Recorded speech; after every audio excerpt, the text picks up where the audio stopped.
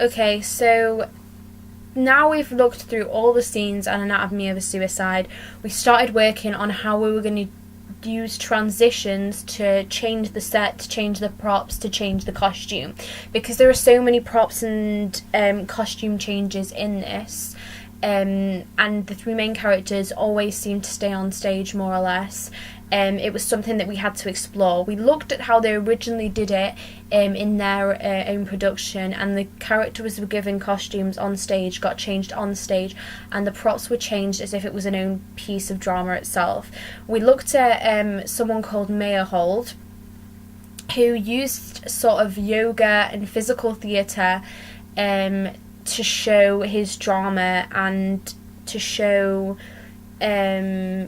movement through. It was all about movement and how expressions can mean things. So we did some yoga to show beforehand, to sort of explore these expressions and the feelings that it gave, and how we could create a piece of drama and a piece in itself through the transition and movement.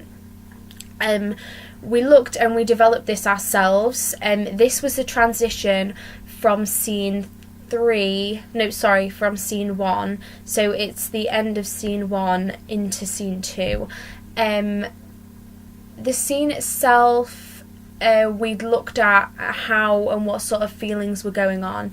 The movement was supposed to be continuous.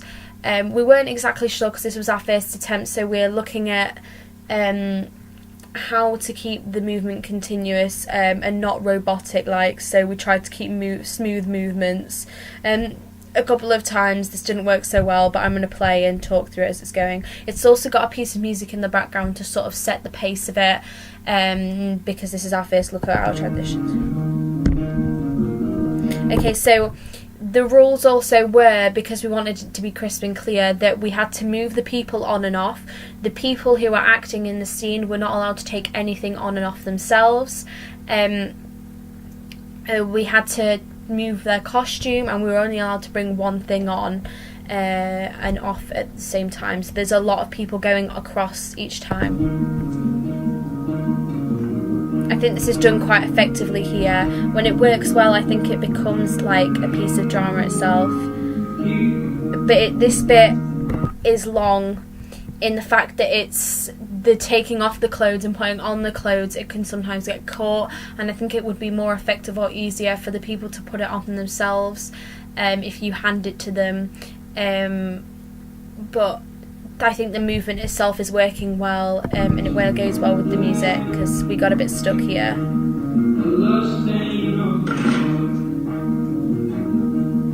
And handing the characters things and them acknowledging them. Only problem was that this scene took a lot longer than this scene over here to be done, so that it was just frozen and it looks kind of awkward.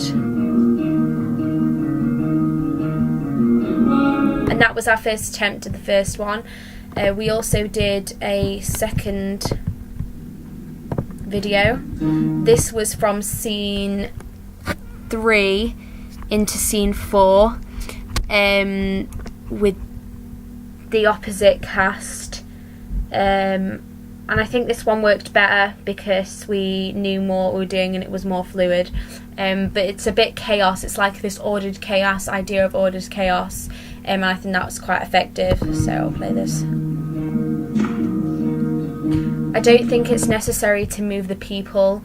I think we might not do that for our real thing. This was just an exploration of how we could possibly do the transitions, but I don't think it's necessary to move the people themselves, the actors and the characters, because I think it makes them look like puppets. It could have a nice effect, but I think if not done well, then it just looks like it doesn't create an effect at all. It just looks tacky, and the characters could have more feeling or more movement and show a difference and change of emotion to the next scene easier if they were to move on their own.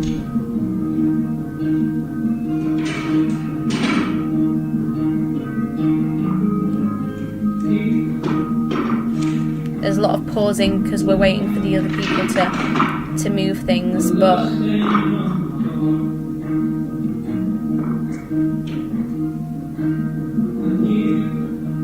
I think this last bit of moving her backwards though was quite effective, and it just puts in the final piece for the scene to start.